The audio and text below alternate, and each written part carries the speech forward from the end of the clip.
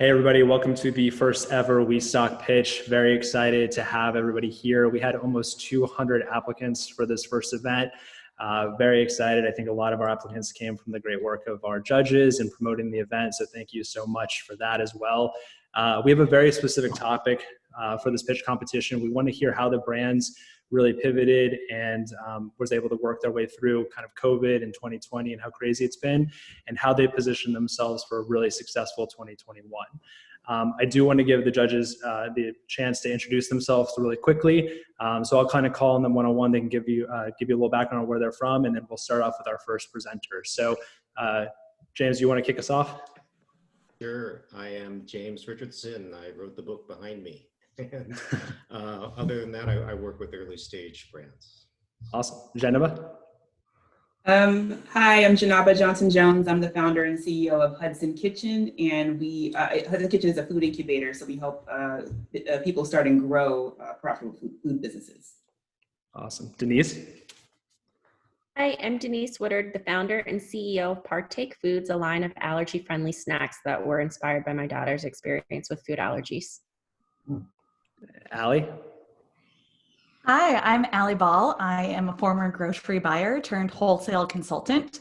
I help brands through my course Retail Ready. I help you understand how to get on grocery store shelves and succeed once you do. Thanks for having me. Yeah, for sure. And now finally we'll follow up with Mark. Mark Samuel, founder of I1 Organics, plant-based snacks. Great. So yeah, so I think we put together a really good kind of group of judges here, obviously a lot of different backgrounds, and I think they'll bring a lot of different insight. The way that the pitch is going to work is the pitch is 4 minutes long. Then we're going to open up for 2 minutes of questions. And then at the end, everybody will give their the third place score, their second place score, and their first place score. And then that's how we'll determine the winner of the $10,000 grand prize. So I think our first person is on right now. So I will let Isabel from Loopy on. She's going to come on, share her screen, and then we'll ask her the questions after.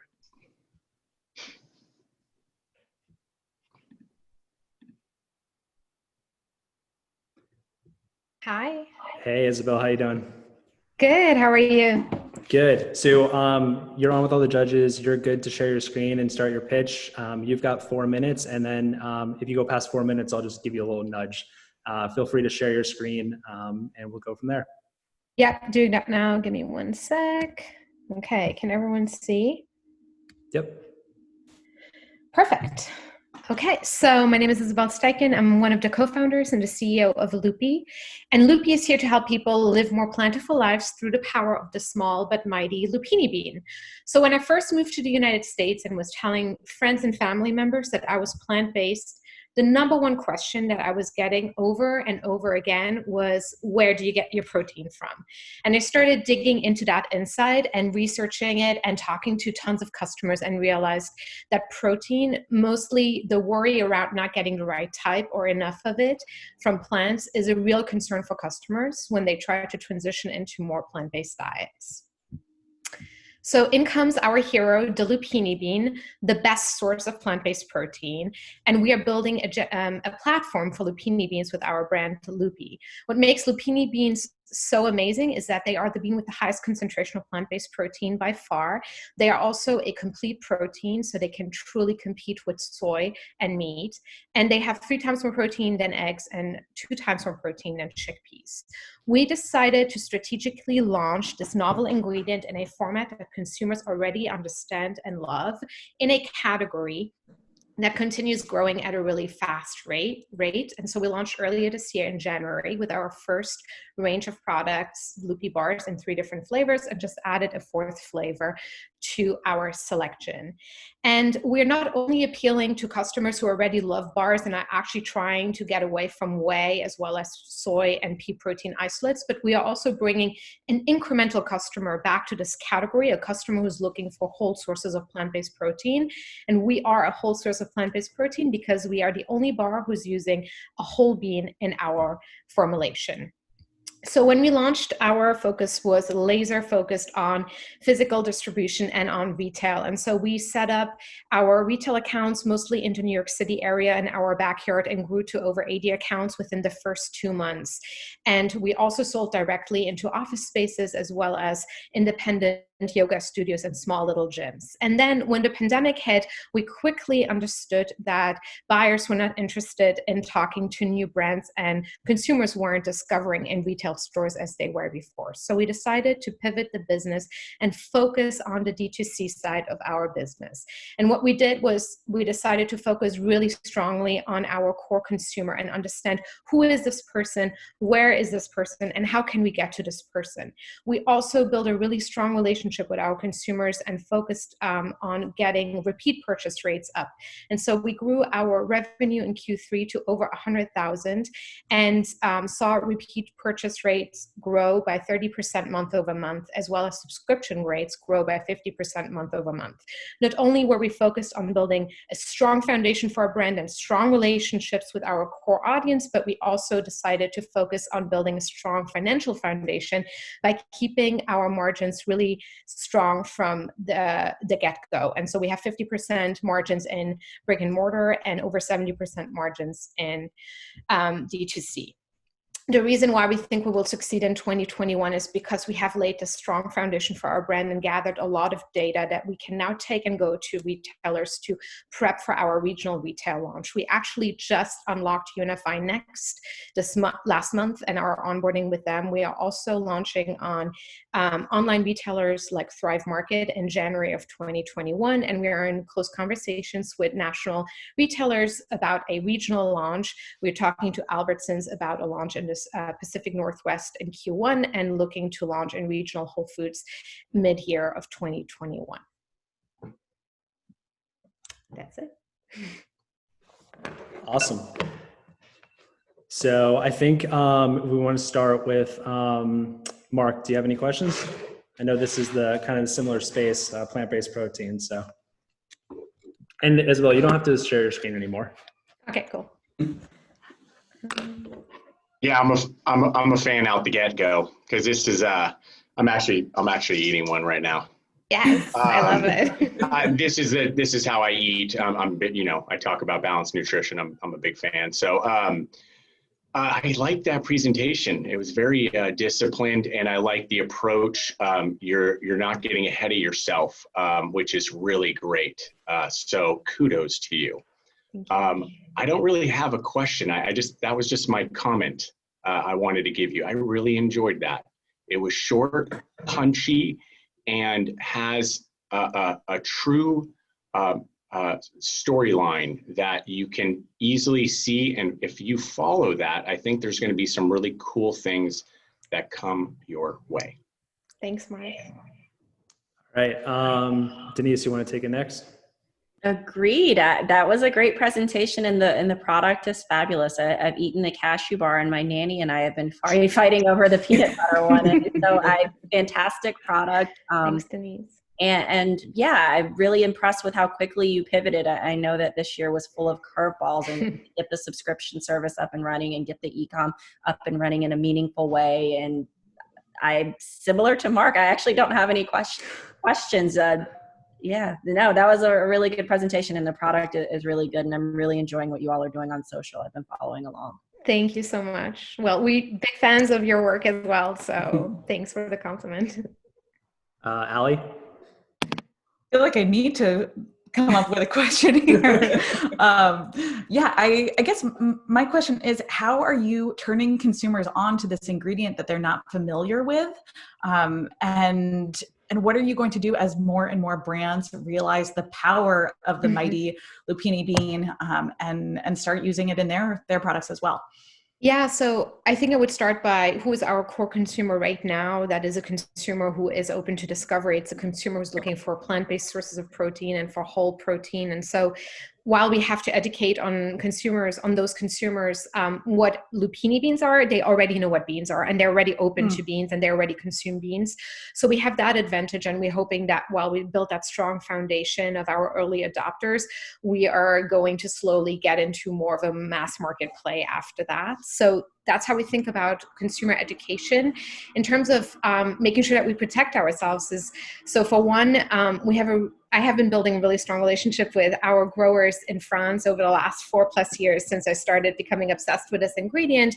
So we feel really good on the supply side, but we also have spent some time this summer actually working with an organization called Timeless Foods. They are based in Montana, and we actually decided to test and grow lupini beans locally because they adapt so easily to local climates. They're really good for soil health, very sustainable to grow. And so we successfully grew 1/2 acre of lupini beans in Western Montana this August, and we are talking to them right now to build out a partnership with 20 of their farmers to build a bigger supply chain here in the United States. So again, we are not going to be farmers ourselves, but we want to be really close to our supply and make sure that we have enough of it once everyone else gets wind of this incredible ingredient.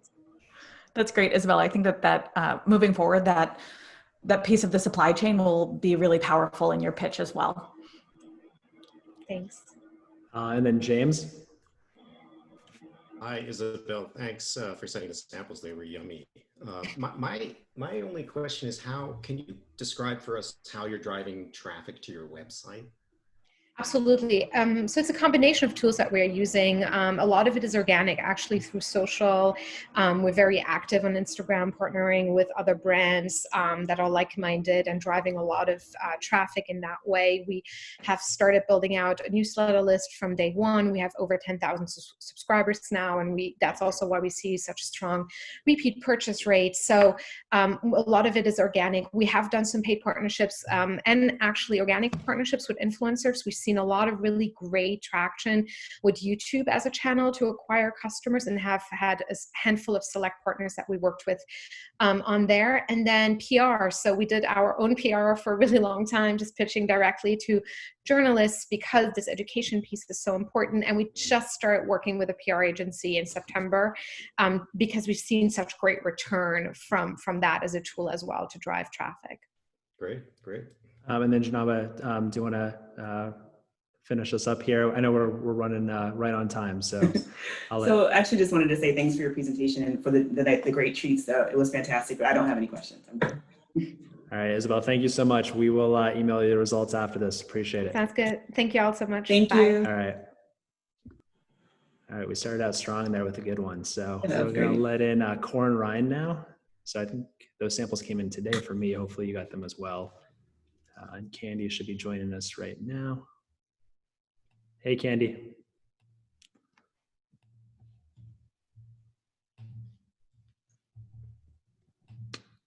All right, I should be able to hear you now. So Candy, feel free to share your screen and go through your presentation, and I will give you a little nudge if you're going over 4 minutes, okay? Awesome. Thanks, guys. Okay, hang tight.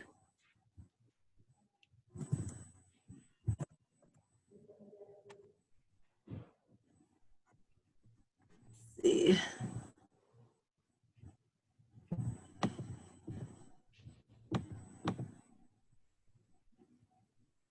Okay, almost got it.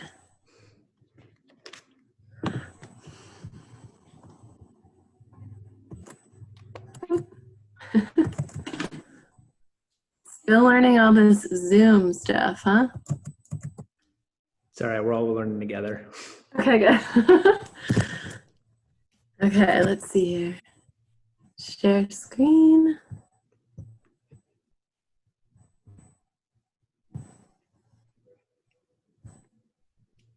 Okay. All right, You you're guys good see to go. that? Yeah. Yes. Awesome. Let's see. Is it like full screen now? Yeah, you're good to go. Okay, great. All right. Hey guys, how's it going? So this is Candy. Hi. Co-founder of Corn Ryan. My business partner, Rita, and I, we actually founded our business right over 4.5 years ago. We actually met in college back in the day whenever we were, not healthy, boozing it up. And later on in life, a few years later, we met back up and realized we were on the same health journey. And I was doing a culinary nutrition program, so learning about food and how it can nourish you. And she's like, wow, this is amazing. I'm going to do the same thing. So with that knowledge, we decided to launch a business. So we launched at our local farmers market here in St. Louis, Missouri, the Midwest of all places to launch a plant-based food. So we launched with 12 different products. The community feedback was amazing. But people are going totally nuts for our cashew cheesy sauces. So, pun intended. So basically, we took that time to actually work on the recipe and make sure it was totally delicious, clean label, and shelf stable. That was the kicker. To where, we wanted it to be shippable and globally. So we are super excited about our journey, and we're super proud to be women-owned and founder-made. If you want to check out our lineup here, we actually have 3 different SKUs in the market right now. 3 cashew cheesy sauces, rich and smoky, sharp and bold and spicy. And if you see on the very right there, we've got a creamy sauce coming down the pipe really soon. Okay, so yeah, I don't know if I reiterated this yet, but basically we do have a one-of-a-kind product because it's shelf-stable, plant-based, and clean label. So most of the competitors on the market are either refrigerated or, have some funky business in their ingredients list. So while Rita and I really like to focus on the fact that this is just real food, things that you can pronounce, right? Like pumpkin, cashews, apple cider vinegar, like things that you might have in your pantry already. So it's also vegan, paleo, Whole30 keto friendly, but so I realize I'm a little short on time, so I'm going to fast forward. So as you guys know, plants are on the rise, especially with COVID, right? So a few things for us. We actually had a co-packer disaster, let's call it, in February.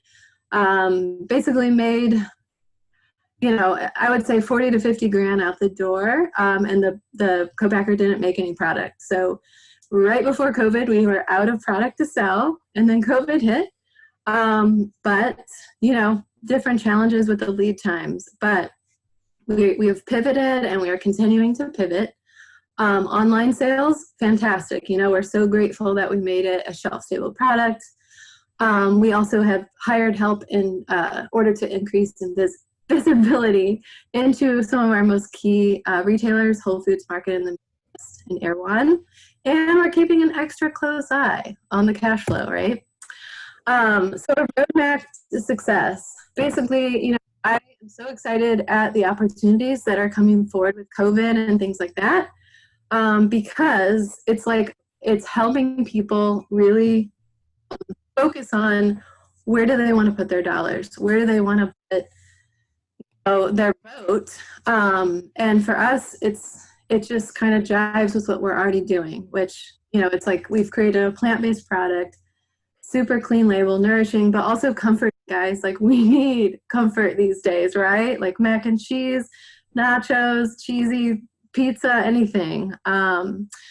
So yeah, our sales strategy is to really kick butt online still, continue to expand in more brick and mortar stores, actually launch with KeHE and UNFI, hopefully February, it might be March now. And also, guys, we're really excited. We're launching into Canada this month.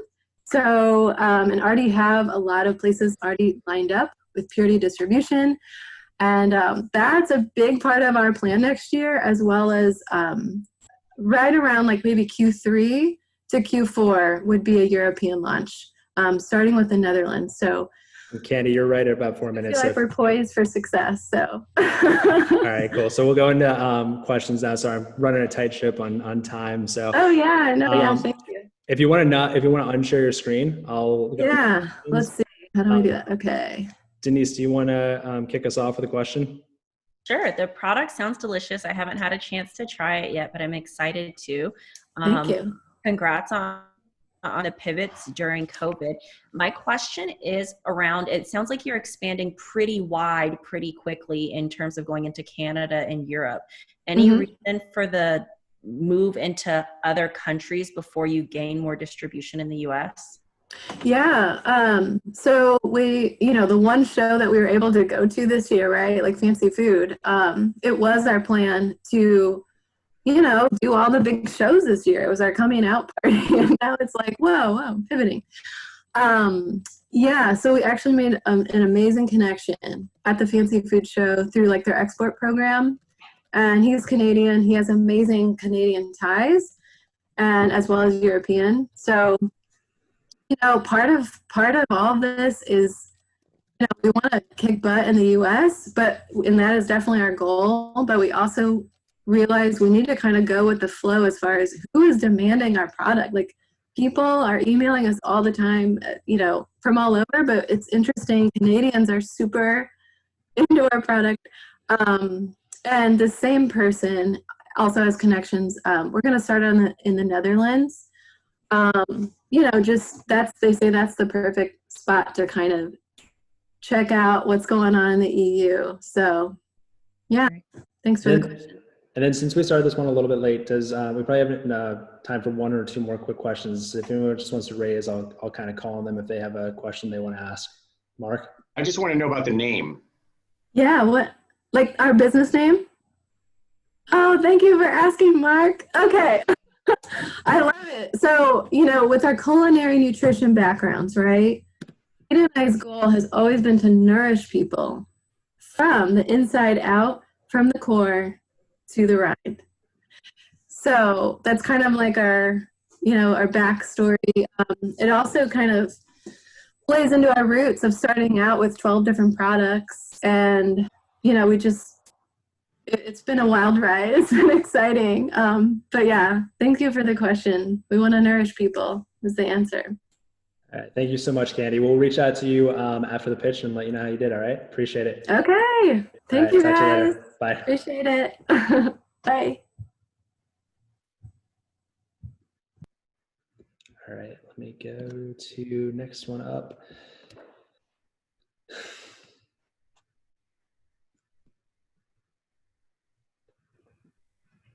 Hey, Kate, how you doing? Hello, I'm great. How are you all doing today? Good. The floor is yours. Feel free to share your screen, and I'll give you a gentle nudge when you're at 4 minutes, all right? Okay, that sounds great.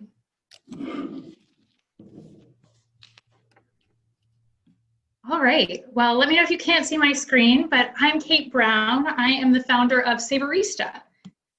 Savorista is a caffeine-conscious coffee company. So we specialize in craft decaf and half-cap coffees. All of our coffees start with the highest quality beans. They're decaffeinated only with natural ingredients, and they're roasted fresh. Savorista also has a strong mental health mission. I started the company when I realized that caffeine was amplifying my own stress and anxiety. And this is a message that really resonates with our customers. We hear from them, not only is your coffee delicious, but that it's a lifesaver for some people. It's very personal, as they want to enjoy coffee for the ritual and the comfort, but not have it amplify their stress. Now, Savorista started direct to consumer, and early in the year, we were starting to build relationships with coffee shops for those to be our second channel. And then COVID hit. So that put our coffee shop business development on hold. But more importantly, we realized that COVID was exacerbating this mental health crisis that already existed in America. This created even greater needs and a huge opportunity to step up and serve. So we did 3 things to better serve this community of coffee lovers who were extra anxious and stressed out due to the uncertainty in the world, as well as to improve the health of our business. First, we strengthened our finances so that we could be around for the long term. We increased our gross margins by 60% by altering our shipping policy so that free shipping was an incentive rather than a given. Second, we launched a larger kilo-size SKU to make it more economical for our customers who were stocking up because they were brewing a lot more coffee at home. And for us, this grew our average order value 30%. And third, we've invested in creating mental health content that really resonates with our consumers. Now, beyond those short-term actions, we've really focused on building for a powerful 2021. We've been focused and working with designers on a brand refresh. So this branding that you see here will be launched next year and will show up better on our website, will look better in photos, and will look better on shelf. Second, we are preparing for grocery as our second channel rather than coffee shops. And so we've joined the Retail Ready community to learn and prepare to approach grocery buyers next year after the brand refresh. Third, we've developed single serve coffees for busy coffee lovers who still want high quality coffee. And we're pre-releasing this during the holidays as part of a campaign for our customers to share and send coffee with someone they want to connect with that they may not be able to see in person due to COVID. And this is also creating a broader referral base of potential customers for Savorista and driving trial. I am really excited about the 2021 that is just around the corner. We've been really preparing and have some big goals. In February, we'll relaunch our brand, and we're building out a strong plan to drive awareness along with the new look. Second, we'll launch in grocery, and we'll use WeStock to identify our first, say, 5 to 10 stores where we'll really focus on driving velocity in those stores first, and then use WeStock to map out our next growth path. Third, we'll officially launch our single serve, incorporating the feedback from the pre-release of this holiday season. And finally, we'll raise our first round of external capital. Savorista has been self-funded to date, and we've gotten far, but with additional resources, we could go farther faster. So we look forward to bringing on partners and investors who can really help us accelerate our growth trajectory. I'm really proud of how Savorista has pivoted and served during this really unexpected period of COVID over the last few months. And I am extremely excited about what is just around the corner for us as a company and a brand in the community. So I'll just pause here, and I look forward to answering any questions that you have. Thanks so much, Kate. You can unshare your screen. Okay. Just a note, we don't give extra points for saying that you're going to use WeStock, but we do appreciate it.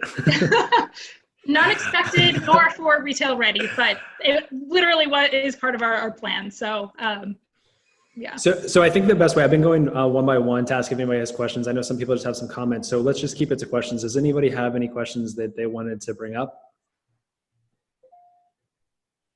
Out of our judges, James? Hi, thanks, Kate. By the way, I'm your target consumer. Fantastic. But I'm not going to share why. People drink decaf for a lot of different reasons. So we've gotten to know a lot about different people's health throughout our journey. You frequently can find me cursing at the cold brew section for why it's a decaf SKU. So, yes. My question was, your pricing that I saw online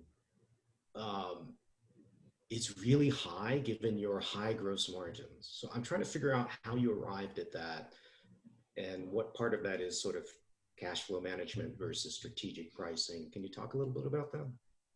Just to make sure I understand the question, you think that our pricing is high given our margin and that our margins should be higher given our current pricing. Is that what you're...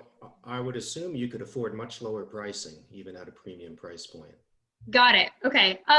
So part of our strategy is, we are a premium brand, and with our brand relaunch, will really reflect that better than our current kind of more homemade look. That was our MVP. So we do want to start at this premium pricing, and it's always easier to go more mass market and come down than start at a lower point and increase. Part of the reason for the premium pricing, rather than roasting in-house, we've actually developed a relationship with a co-packer, co-manufacturer. So for us, it's a roasting partner from the beginning. And that resulted in kind of higher operational costs, but allows us to be much more capital efficient and get started faster and really focus on marketing and building the company. Great. Thank you. Thank you. I'll follow it up. I like it if you could keep the price up there. I'm a fan of that. Like, just if you can get it, it's going to be start with the question, end with the question. Do you have to go to retail the way that you were presenting yourself to? The reason why is you have such a unique proposition, one that also speaks to me too.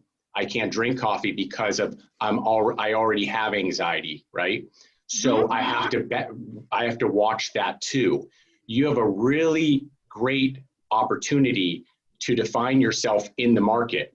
And you won't be able to do that on shelf without people being educated first. So you have a really awesome opportunity to grow your business and your consumer base direct to consumer first.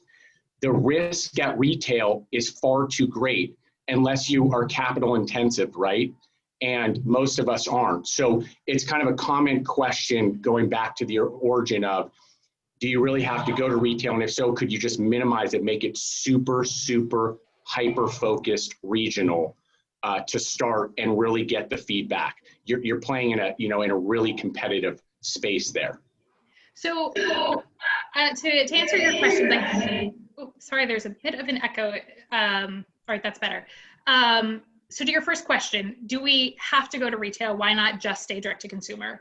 I think, so coffee is a really experiential product, one that people usually choose based on how it smells or how it tastes. And that's really hard to do online. So I think that, we absolutely are optimizing and growing our direct to consumer channel, but being out in the world, and particularly in, really premium specialty grocery. So I don't see us going to Kroger's or Target. I see us at Metropolitan Market in Seattle or a Buy Right or some of the grocery stores that also lend credibility to our brand, where consumers are going to discover new products.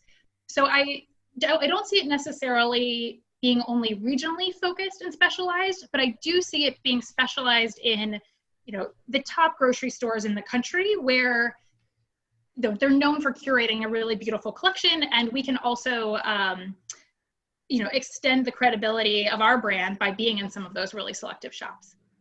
All right, Kate, thank you so much. I appreciate it. If you want to log off, we will give you the results after. Okay, thank you so much, everyone, and have a great day. All right, bye. Bye.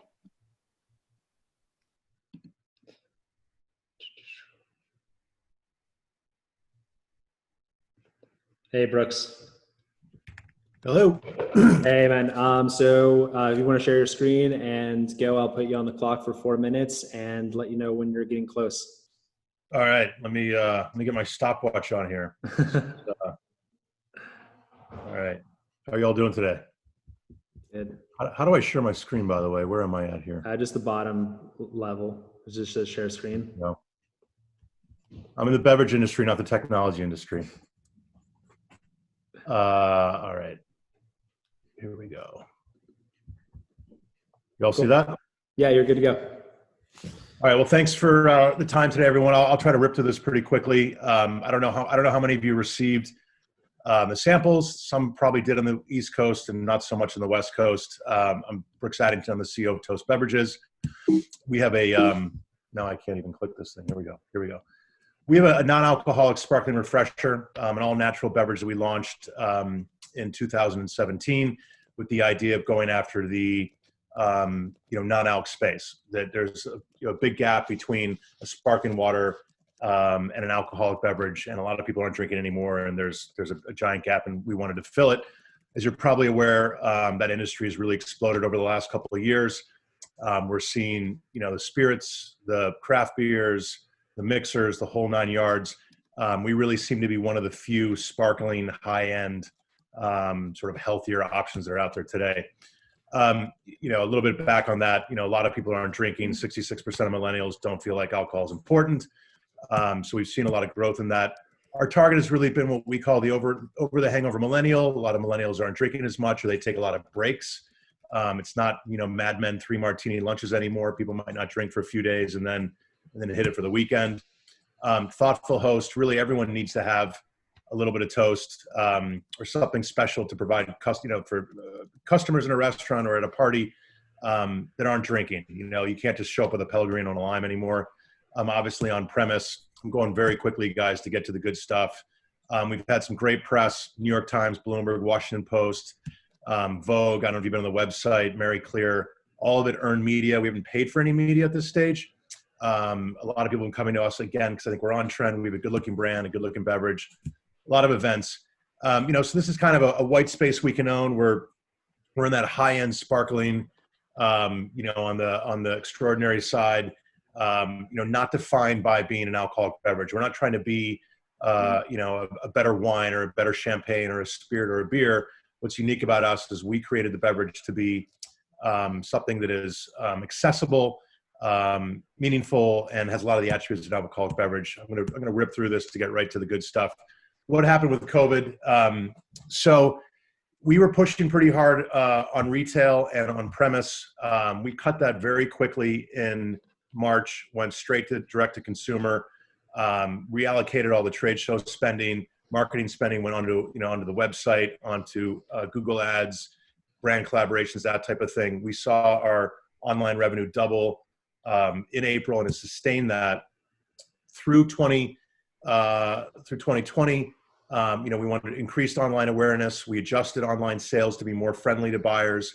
We started engaging gift box companies. It was a real revenue driver for us, and actually we're being paid to put our bottle in our demographic. So Netflix, Emmys, Porsche, Tiffany's, Smithsonian, Google have all been buyers of our gift boxes. We probably sent out over 6,000 units in the last 8 weeks that we haven't actually, people paid us to put in their gift boxes. So pretty cool.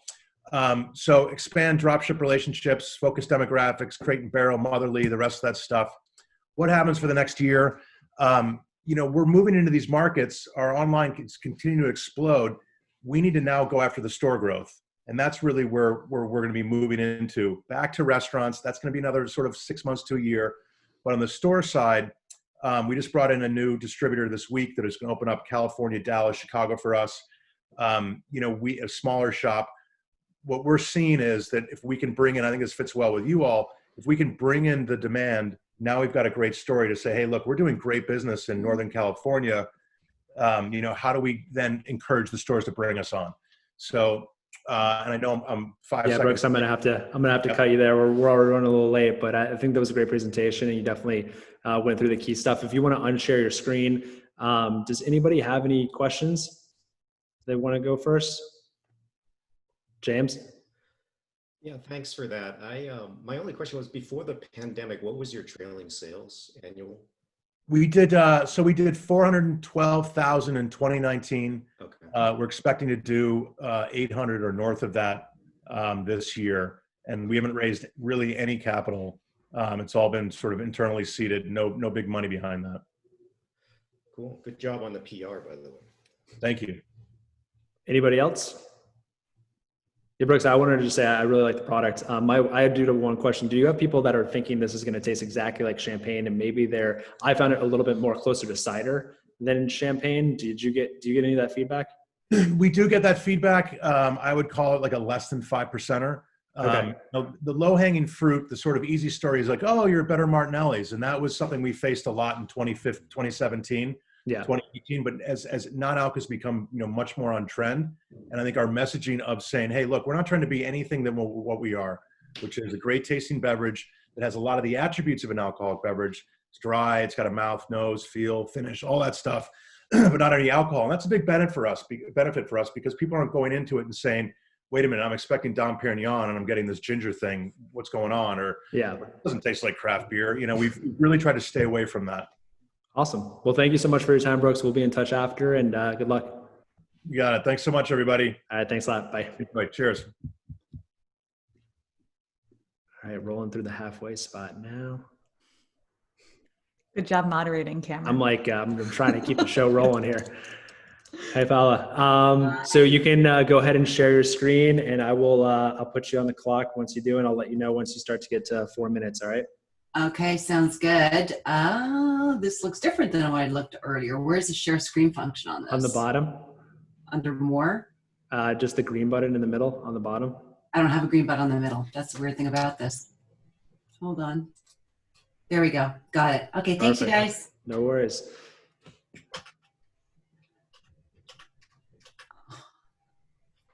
I'm really super sorry. I had this all dialed up for you guys. Oh my gosh.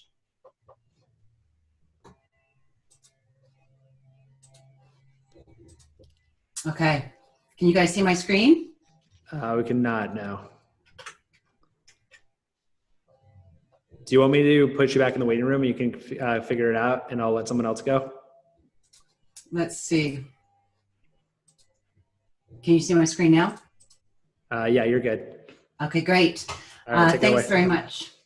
Really appreciate you guys having me. Thank you so much. I'm Paula. I'm the Director of Sales for Tea Drops, and we are a very innovative tea company.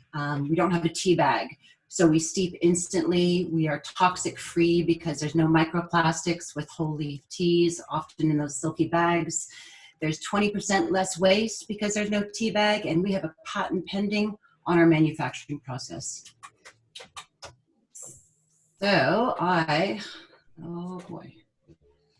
Here's a quick video from our founder, you guys, Sashi Chandran. It's 1 minute and 45 seconds.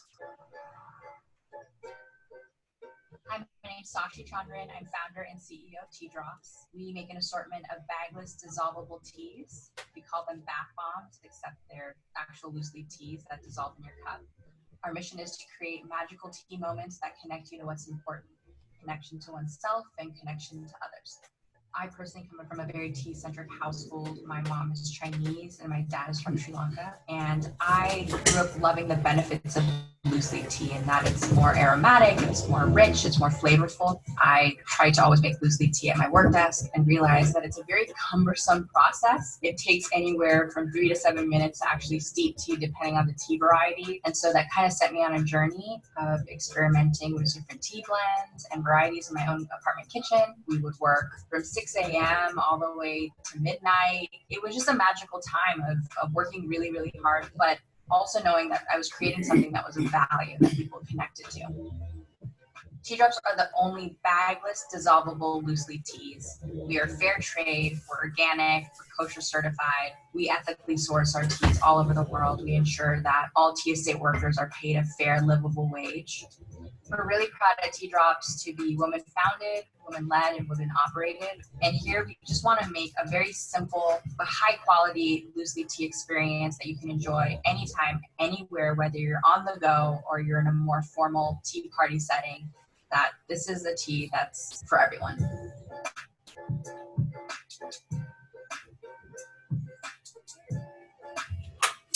Okay, so success during COVID and beyond, you guys. Things that have been very important to us, our innovation is number one. We've been very quick to pivot and capitalize on current product trends. For example, boba. So in 3 months, we created a boba tea kit and have since sold thousands. Our dream team, we've got over 35 years experience in consumer product goods. So when COVID hit, we laid off one person and we collectively took 20% salary decreases to ensure Tea Drops' success. Our growth. We've been consistently doubling our direct-to-consumer sales since 2018. I'm in charge of brick and mortar, and since September, we have opened 435 new grocery doors, 7 distribution centers, and we have sealed a deal with Costco for Q1 2021. Let me tell you, that was a $250,000 PO we got, you guys. It's so exciting, this Costco, and that's just in one region. They've got 9 regions. Our social impact is also extremely important. So for every unit that's sold, we donate money to the Thirst Project. They are a nonprofit in Los Angeles, and they build clean water wells for folks in need around the world. So from our donations, we have now provided over 1,000 people with fresh water for life. We're also very deeply committed to a female-forward supply chain. Our community is growing and it's strong. We've got over 60,000 direct-to-consumer customers. We've got over 4,000 5-star reviews, and we've got over almost 51,000 Instagram followers, growing at 10% a week. This is our dream team, you guys. These women, I've been a new brand launcher for a long time. I have never worked with the most kick-ass group of total rock star human beings. These are the women that we have ridden through the waves of COVID together. And because of what we've done, just with the 6 of us, we've now hired 3 more people, and we got 4 more that we're looking to fill positions for by the end of the year. So we've made it through because of these women. Every one of them are incredible. Paula, we are at 4 minutes, so I'll let you wrap up this slide really quick, and I'm going to go into questions. An example of our growth, doubling sales year over year. As I told you, I've told you about Costco, and we're opening up more Kroger stores next year. And we are different in that we're women-owned, patent pending, made in the USA, recyclable, organic, and fair trade. Thank you. All right, so if you want to unshare your screen. So we have time for one question here, judges, just we're running a little behind. I want to make sure we have enough time to kind of go through all the brands at the end. So anybody with a really top of mind question we want to get to? All right. Well, I appreciate it, Paula. I will definitely follow up with you after, and thank you so much for the presentation. All right. Thanks, you guys. Really appreciate it. Thank you. Bye-bye. All right. Next company, I am having a Rambler right now, which I don't know if anybody got to break into those. They're pretty awesome. So let me let Dave and Terry in really quick.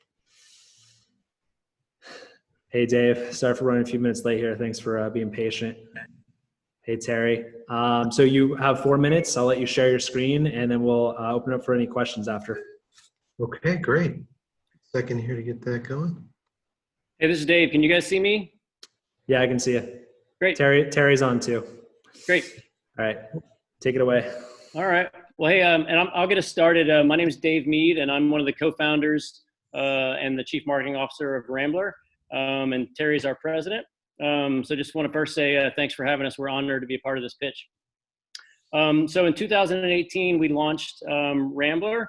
We noticed that Topo Chico was mainly uncontested here in Austin. And we just thought it was kind of ridiculous that everyone was drinking a Mexican sparkling water and that we didn't have any local options here. So we developed Rambler.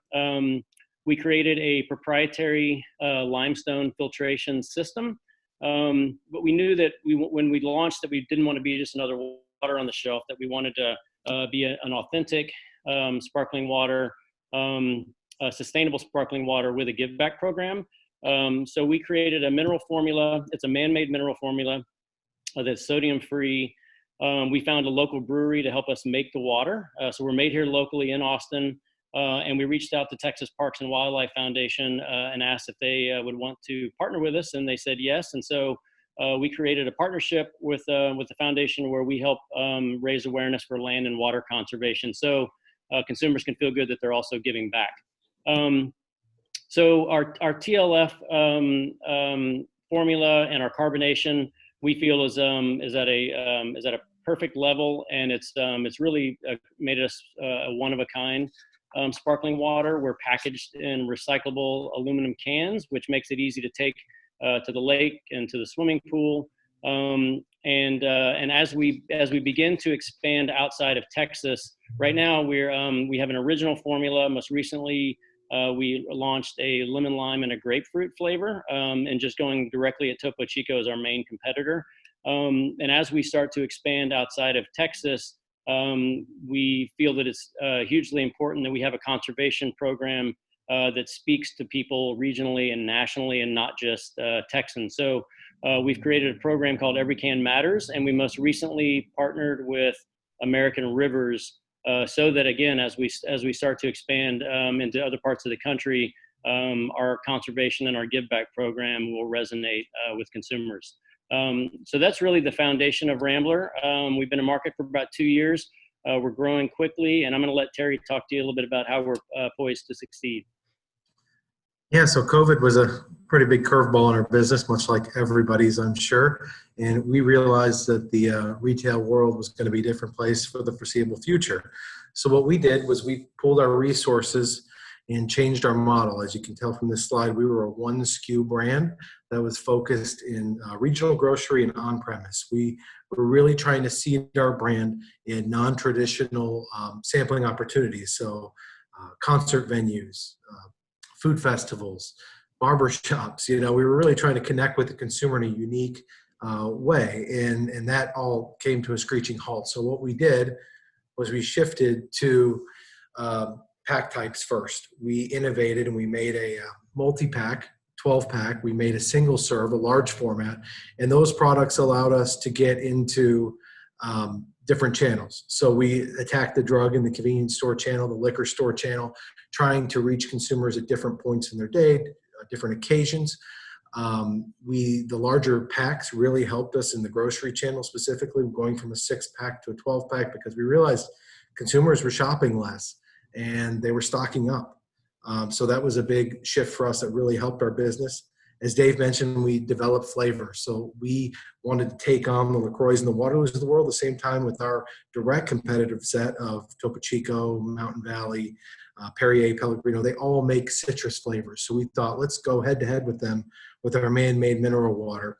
These are not fruit forward. These are reserved. The mineral water continues to shine through, as we're a water company that makes flavors, not a flavor company that makes water. The last thing we did was we entered a new category. This is really exciting for us. These products are launching in Q1. We are targeting the American mate category, going directly after clean and guayaki. Those brands use a foreign tea base, yerba mate. We feel like we have the local option here, Texas version. We're using Yaupon tea. Yaupon is native to Texas and the Southeast. It's America's only local caffeine source. We feel like our goal is to educate the consumer about what Yaupon is, how our product differentiates from clean and guayaki, right? That we are 100% all natural, no added sugar, maybe a hint of stevia at the final formulation.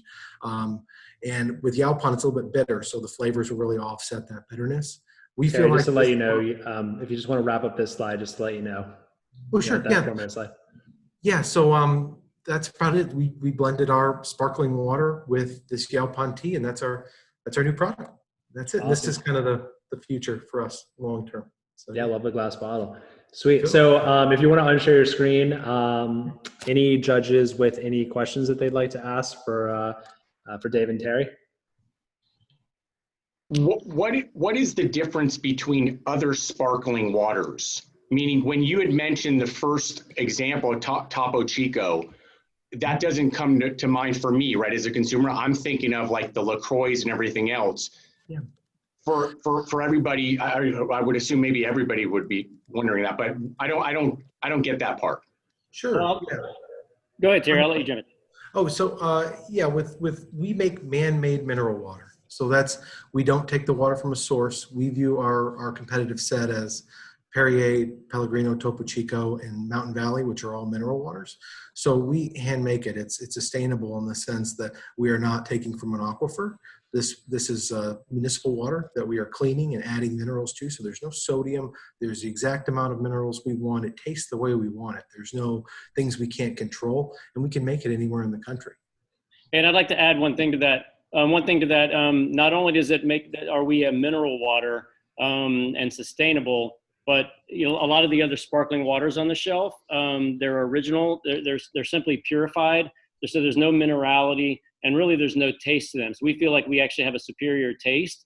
We consider ourselves to be probably the best tasting water on the shelf because you want some minerality in your water, and really that's one of the things that makes us different. Yeah, and we can do that. So a follow-up then. Is that an expensive educational piece to this? Because again, as just a consumer, I drink tons of sparkling water. Does anybody know that? Like, do the majority of consumers, do they understand that difference? I asked that because I would have no clue until you just told me, and I think it's amazing. And I'm now buying the good stuff, right? And Dave and Terry, just as quickly as you can answer that question, and that very important question as possible. Yeah. We tell the story really well in our primary and secondary packaging, but we need to put an entire marketing campaign behind it. Texas locals have gotten it, but we have work to do. Yeah, and you will see at the very top, Texas limestone filtered, and we talk about, we refer to ourselves as a mineral water. Okay, cool.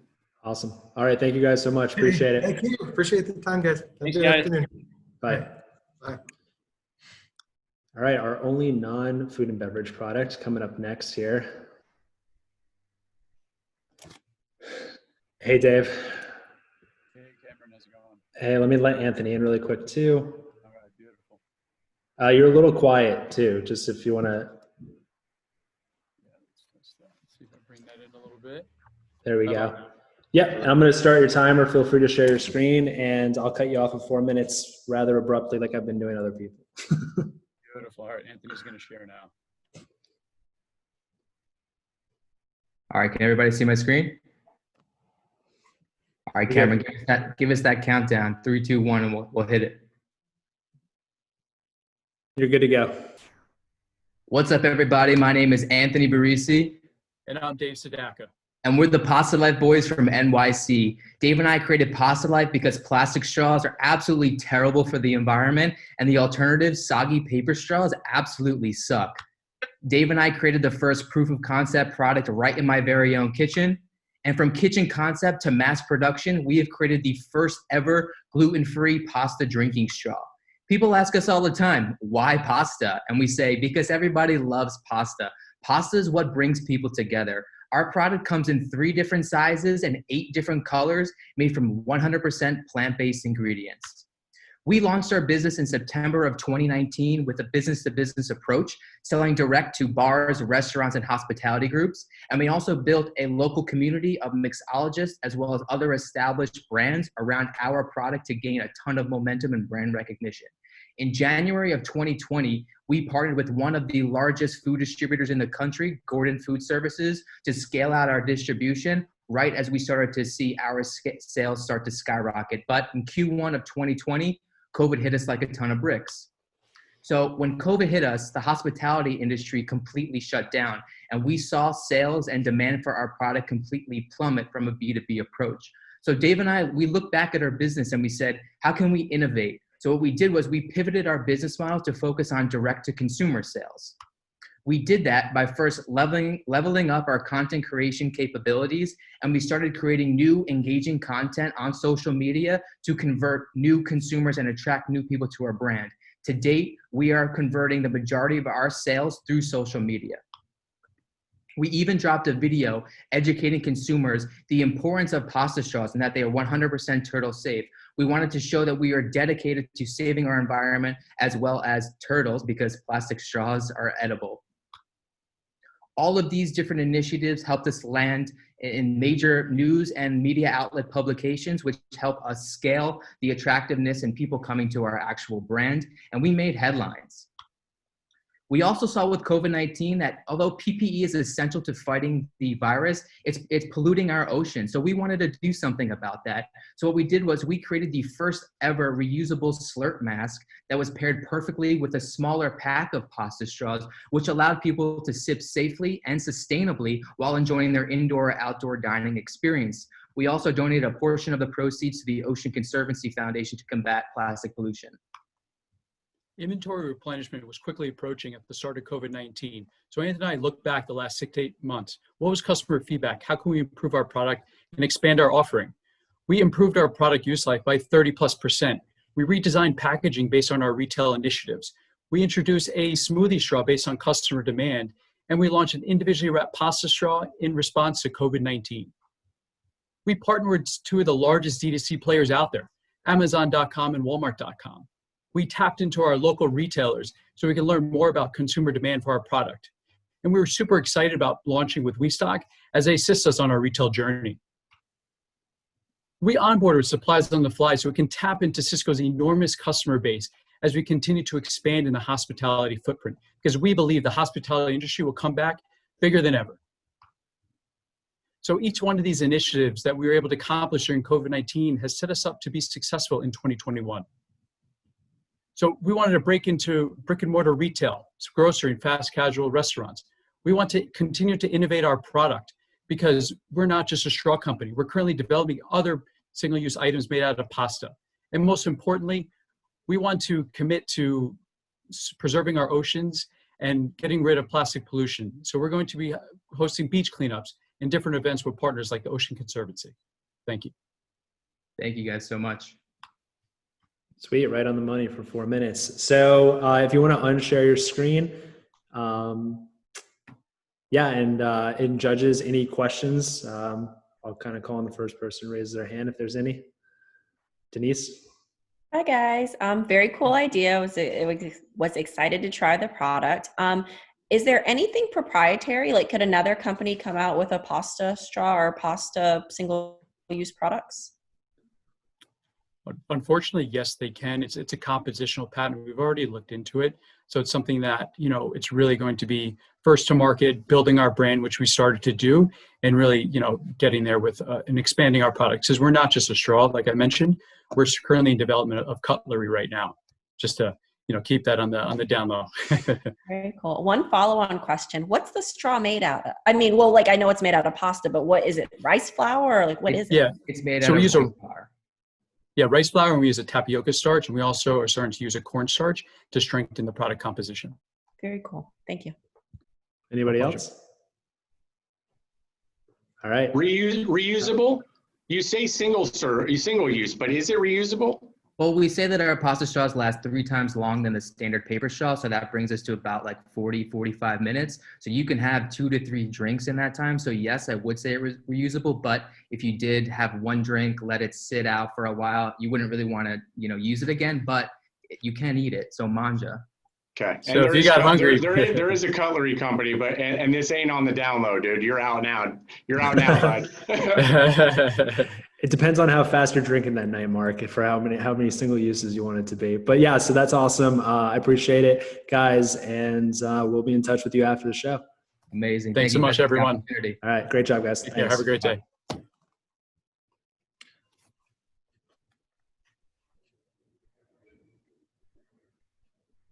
All right, so it wouldn't be the year 2020 without a plant-based meat company. So we've got Christy coming in from Rebellious to talk to her about her chicken nugget product.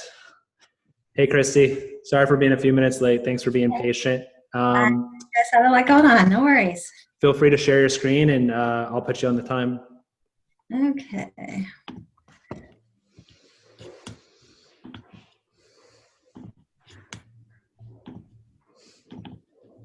All right, can you see my screen? Yep, you're good. Okay, shall I start? Yeah, go ahead. All right, thanks for having me. At Rebellious Foods, we have a saying, and that is, if it looks, tastes, and cooks like a nugget, it's a nugget. Except our nugget saves time, money, and the world. We make plant-based chicken for everyone. We were founded in 2017 by a former Boeing engineer, Christy Legale, to solve a problem, and that is the known demand in food service for plant-based meat. Like at Swedish Hospital in Seattle, where we're based. This is Chef Zach, and Chef Zach serves thousands of meals every single day, and he wanted really easy heat and serve solutions for plant-based options because he didn't have the staff, the time, or the equipment to do a lot of scratch cooking. And that's what we gave him, a solution. And he's not alone. By 2030, the market for plant-based meat is expected to reach $85 billion per year, but projected demand is currently far outpacing sales.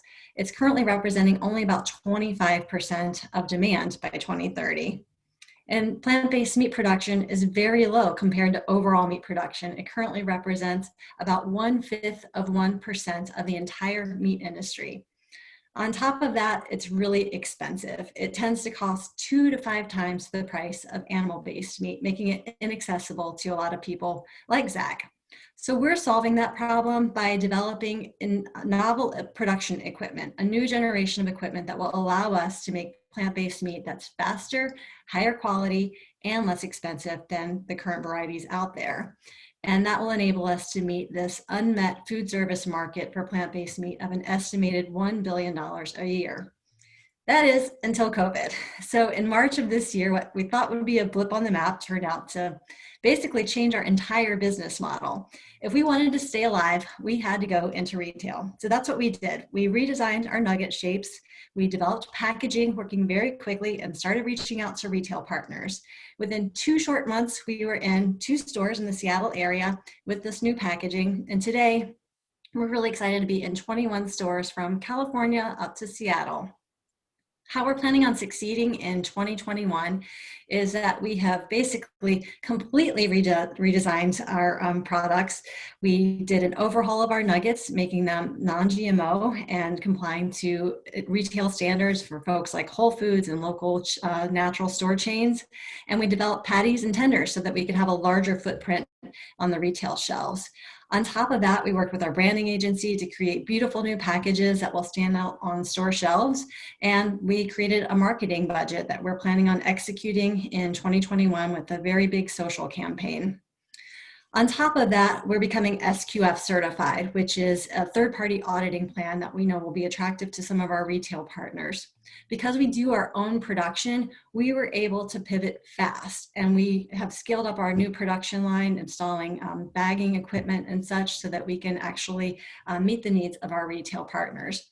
The ability to pivot and doing our own production literally saved our company.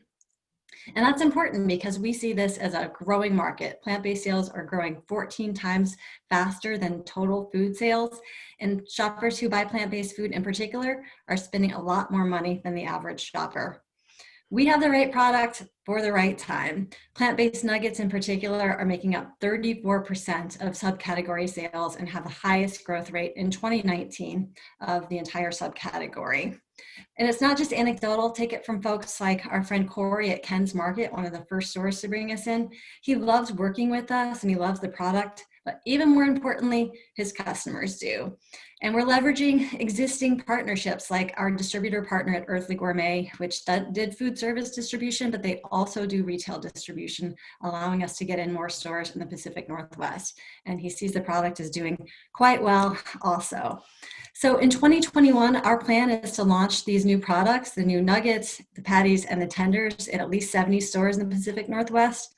And we see a future where half of chicken nuggets are plant-based, a world where we're replacing massive poultry operations with our manufacturing facilities, and a time when a little nugget brings joy to millions of people. And we're excited to be on this journey with you.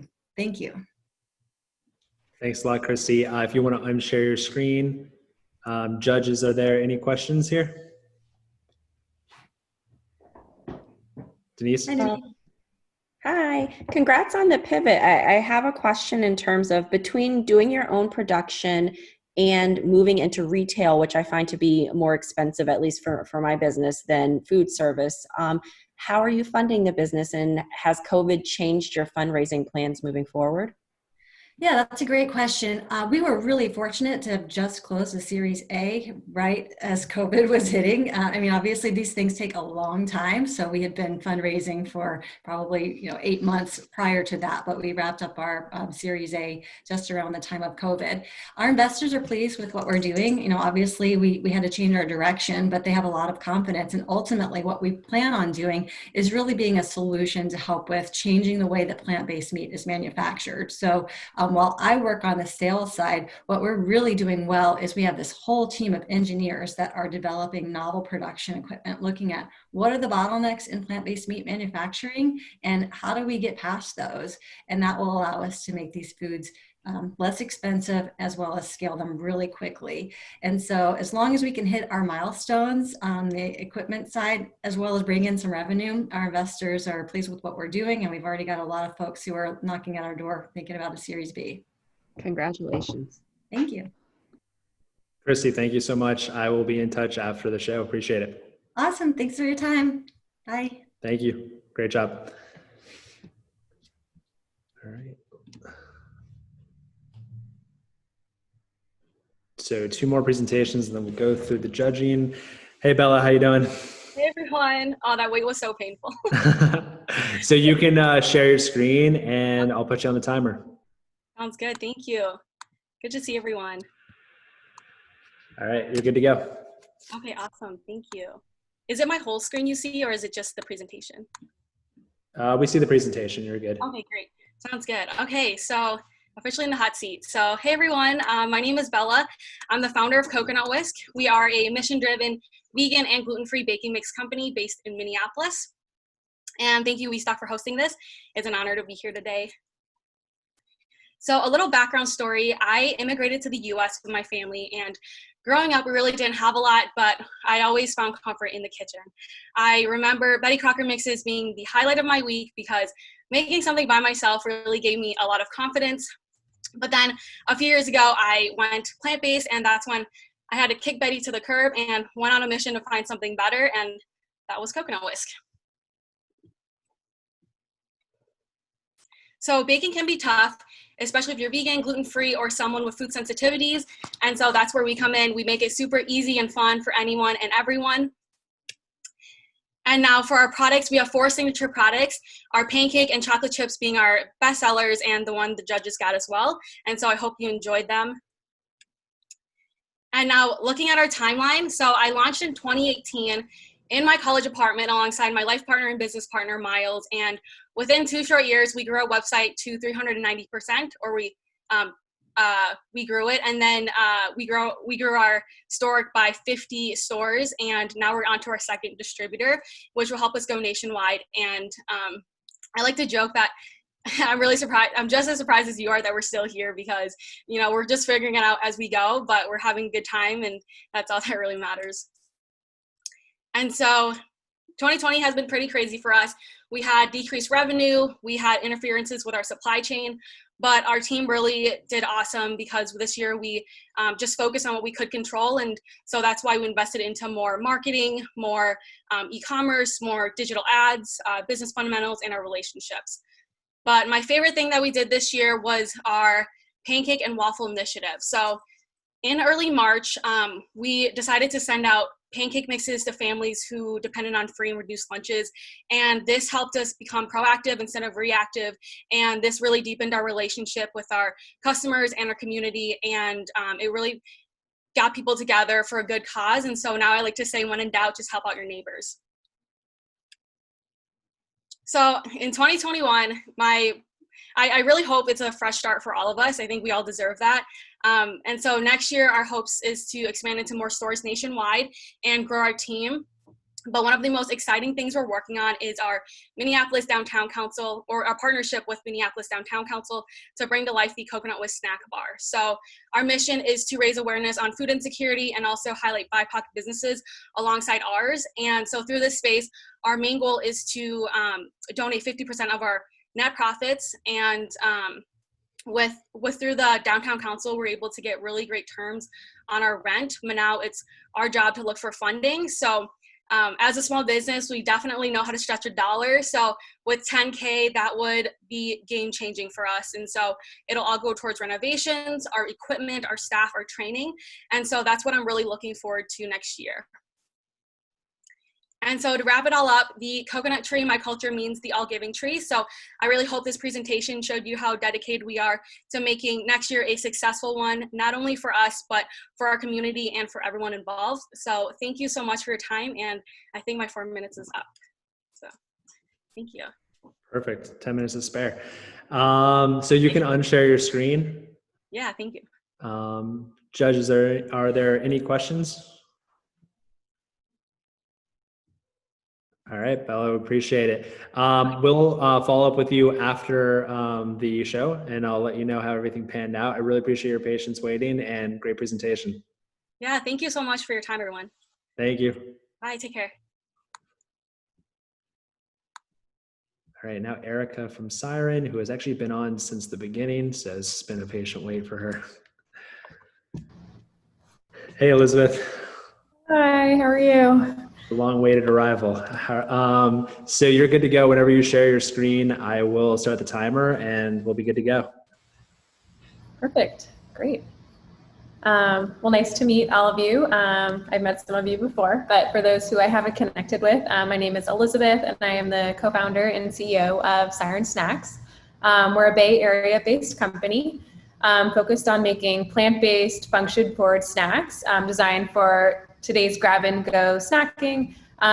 We've got a full pantry of delicious snacks designed to provide convenience, joy, and functional nourishment in every bite. So just a quick snapshot of our products to date and sort of what we offer. We started in 2017 with the line of plant-based protein bites.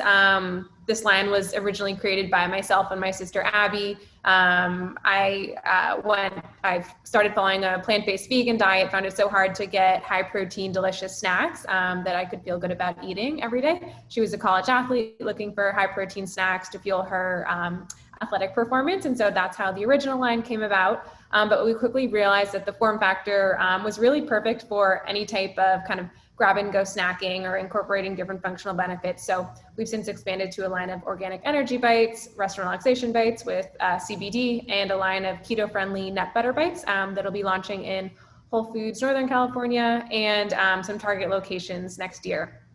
So to kind of focus on, the focus of today being how has COVID impacted our business and how are we setting ourselves up for success in 2021, I think, to pause and sort of, we've reflected on sort of where we were when COVID hit back in March. A quick snapshot of our business was that food service made up almost half of our 2019 revenue.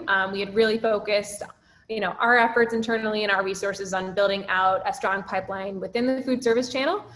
We had a very small percentage online, about less than 10%, and then just over 50% of retail. And so when everything kind of happened in March, we kind of took a step back. We had a huge, amount of inventory in our small food service size pouches. So kind of the first thing we did was donate a lot of inventory that we had created for our offices that had shut down to healthcare workers, as we sort of assessed how to pivot our strategy. But from there, we really were able to move through our excess inventory we had made by really building out our sales through different subscription boxes, different kind of alternative online retailers, as well as actually working with some international customers. So shipping to some customers in Canada who would take our food service pack size, over in Europe as well, and even a customer in Dubai looking for our products. And so that was sort of our initial step one as we faced the pandemic and figured out how to handle and pivot our business. The next kind of big pivots we made was really thinking about how will we continue to expand our brand presence, but do so in this sort of new digital world. And so things like events and field marketing, we've since pivoted to doing a lot of things like online workouts with our email subscribers or on Instagram, which has worked really well, partnering with different fitness instructors. We've pivoted our in-store demo program to really ramping up and starting to grow with Ibotta and using different types of digital coupons, whether it's through Ibotta or through a link on our website on the store locator page where you can print a coupon, as well as converting all of our brand investors into a virtual affiliate program, which has been very successful. We also took a step back too and really invested in creating high quality content that really, is fun, speaks to the brand voice and message, and that we've been able to really use as part of our digital campaigns and social media. And we've really seen that just investing in high quality content has made a huge difference as we have been growing our online sales channel. Long-term vision too, looking into 2021, we've actually, right at the beginning of this year, we moved all of our production into a co-packer based in the Chicago area.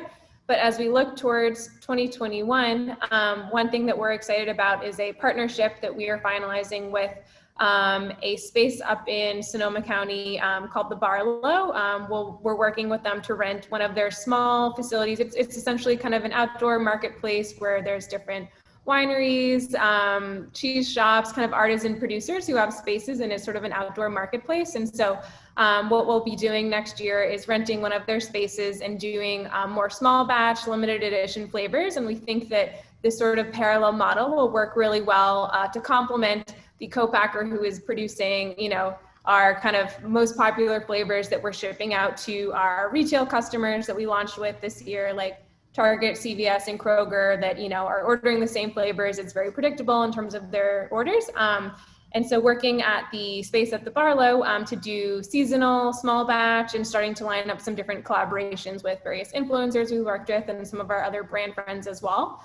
So we're really excited. Elizabeth, just to let you know, you're a little past that 4-minute mark. So if you want to wrap up the next 2 slides, just to give you a heads up. Perfect. Yeah. So very excited about just all of the opportunities to really continue to grow our D2C with this new space. Many benefits to this, and we've done self-manufacturing in the past, so we already know how to do it. We've got the equipment. But just to kind of close, what our business looks like today, after that initial freak out in March when we lost all of our food service, we've still been able to grow. This year we'll do about 2x the revenue of 2019, even without our food service customers. We've 3x'd our online D2C sales channel, and we're really excited looking into next year to continue to ramp up our online presence and really start to focus on this model of co-packing our main kind of products that go to the retail customers, and then having a lot of fun to grow our D2C and be able to do more collaborations in a way that we wouldn't be able to do with the co-packer. Great. So if you want to unshare your screen, I don't know if anybody, and then judges, do you have any questions? James? Yeah, thanks, Elizabeth. I've had your products. The question I had was, have your same store retail velocities grown, and what percentage have they grown during this year?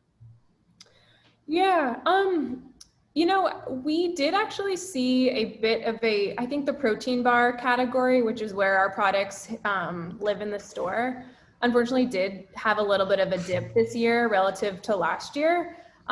So we have seen though that when we have run different promotions, whether it's special displays, like we did one with Whole Foods in the Southwest region where we had a great salad bar display, we were actually velocities were above last year. But I'd say on a typical month, we are still a little bit below where we were last year. So it's really finding ways to get people to still walk down that protein bar aisle or getting off-shelf placements in other areas that we know people are still shopping in more regularly. And then Janaba, I think I saw your hand up, right? Yeah, I just wanted to, thanks for your presentation. Just wanted to find out a little bit more about your affiliate program. Yeah, so we have our affiliate program set up on a platform called Lead Dino. And essentially what we do with our affiliates, the majority of them are, we're not paying them, but they do earn a 10%, we create a special coupon code for them. So they get 15% off that they can share with their followers or community or friends. And then we pay them 10% of any sales that they, come in through them and their special code, and we pay it out to them at the end of every month. And so, yeah, it's been a good range. We have tested out a few influencers who we are paying them to also post about us as well. And then they've also got the code, but I would say the majority of our affiliates are unpaid, just fans of the brand who have, a sizable following. Thank you. Awesome. Thank you so much, Elizabeth. We appreciate it. I'll be in touch with you after. Sounds good. Thank you all. All right. Have a good one. All right, so we got through all 10 in a somewhat timely manner. So this is kind of the point. So I'm going to go to each of you. Would love like your 3, 2, 1 and like a little sentence on, hey, this is my 3 because of this. This is my 2 because of this. This is my 1 because of this. And then I'll kind of do some quick math in my head and we can kind of figure out, who the winner is. So Denise, do you want to kick us off? Can you give us like 30 seconds? Yeah, want to take some like do our own calculations. You said it's 1, 2, 3, right? Yeah. 1, 2, 3. All right, I'll give you 30 seconds. Okay, thank you. But it's to be a strict 30 seconds though.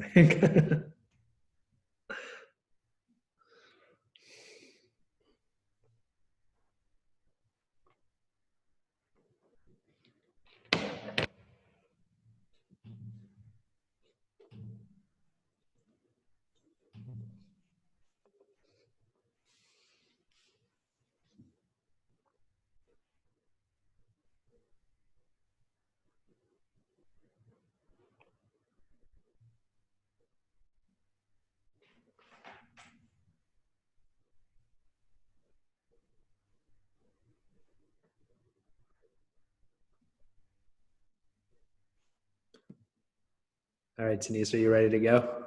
I am. So my 1 is Loopy. I liked the taste of their product. I was really impressed with kind of, given that they just got started, like how much they built their email list, how much their social media followers grown, how honed in she seemed to be on a strategy that actually seemed to make a lot of sense in terms of like regional grocers and continuing to grow D2C. And it just seemed very, very well thought out. My second was Tea Drops. I feel like it was pretty awesome that they were able to pull off, selling into Costco for an early 21 launch, continuing to double their e-com business. I think the product's really unique and really tasty. And then my third was Siren. I think, the way that they were able to restructure their business when they were so heavily reliant on food service was impressive. And the new doors that they picked up, but I'm assuming those were sold in pre-COVID, and the fact that their same store velocity was down. And I'm not a humongous fan of the product, but kind of given where they are right now, I feel like they're in a place that they'll probably continue to succeed into 21. Yeah, I was blown. I love the Loopy product, and I think it's great. I also have been drinking the Tea Drops all week too, so it's. I think those products are killer. Geneva, do you want to go next? Maybe for climatic purposes, go 3, 2, 1, and we'll build our way up. No worries. We'll build our way up to the number 1 spot. You're on mute. Just a heads up. Sorry about that. No worries. So my third was Savorista. I just thought and just from a consumer perspective, it was super unique, and there's so many different ways they could reach their target audience, partnerships with meditation apps, like all these things that they could do to kind of really push the product forward. That's my third one. Rebellious was the second one. I thought it was really great that they were kind of innovating on equipment and trying to figure out how they can make plant-based products. So I think that's going to really set them up for the future as well. And then Loopy was my first. And again, I thought the presentation was really tight. And also because they are working on a local farmer supply chain, like domestically, I thought was important. Yeah, Savorista is like critical to me. I think I got to stay away from coffee, and that like just having like quality decaf coffee for the first time like this week was like awesome. So, James, you want to kick us off next? All right, here we go. So I actually, number 3 for me was toast. And this is, I actually haven't had the product, so it has nothing to do with that, which is unusual given the book I wrote. But to double your business off 400,000 when it could have just basically gone under when he was mostly food service, that's a miracle of operations. So I would invest in this guy if I had any money. So that was impressive to me. Also his PR, given that he probably has some connections, it was really smart, and he kept working on it. Number 2 for me was Siren Snacks. I think, again, they lost like 40 to 50% of their business, and they continue to grow. That's usually a sign of people who are pivoting really well. And they have a good team. And I think the product is set up to survive COVID. And my number 1 was Loopy, because sort of like Toast, small, appears to have increased sales. They got an online thing going when they had none. And founder seems really disciplined and organized, which is not common in my experience. Yeah, Isabel's been a pleasure to work with. She's been on WeStock for the year, and she's been great. So, Allie, you want to kick us off next? Yeah, sure. So I said number 3 was Kate with Savorista. And I agree. I forget who said, maybe it was Mark who said that she shouldn't go like national quickly, that she really needs to hone in on that target consumer. But I think that if she continues down the path of positioning it as that anti-anxiety solution, she has a lot of room to grow strategically post-COVID. My number 2 was Loopy. My only hesitation there is that this is such a crowded category, and we're seeing, like Siren alluded to, like we are seeing a decrease in velocity of bars. And so I'm a little bit nervous there. I think it'll come back, but I'm a little bit nervous about the bar category, but theirs is really outstanding. And Isabel and Allie are both really great co-founders. And then first, I'm interested in Christy with Rebellious, the plant-based nuggets, particularly how she owns her manufacturing, or the company owns the manufacturing. They're investing in manufacturing technology. They're already funded, which we all know, like it's hard to survive in CPG. So they've got the money, which is really important. And they quickly pivoted from food service to retail, which I think was wise. I can point out their challenges too, but I'm rooting for them. Yeah, and I don't know if anybody had a chance to try the product yet. It was pretty killer. I thought it was great. I don't know if anybody had a chance, but it's really good. I got it last night. I'm excited to try it. Yeah, it was very good. And then Mark, you want to round us out here? Savorista 3, liked her, love the consumer and differentiation she can have, love the new packaging, and hope that she can kind of go into a different direction that she's assuming she's going to go into. Hopeful. Loopy, loved her, loved the product, loved the positioning, loved her. That was number 2. Product could probably, there's a taste thing there that's so difficult in this category. If she can, it's just constant improvement, but love that. 1, tea drops, hands down. I'm a fan of female founders. I am. Word up, Denise. I just am. Didn't mind at all. Some would be like, well, it's all females on the whole team. Love it. Love that part. Loved the branding. Loved the innovation piece to it. That's it. I could go on. Awesome. Yeah, well, I think they all did a great job. I do not need to, even though I'm pretty poor at math, I can see that my tally shows the Loopy's the winner. So super excited for Isabel and the team over there. I will send her a note after this and let her know. To you five, I know you're all super busy and you all got a ton of stuff to do on a daily basis. So thank you so much for taking an hour and a half out of your day and being with me today. Hopefully we can all connect in the future in person at some sort of expo, some sort of event next year when everything's back to normal. And I wish you all the best of luck.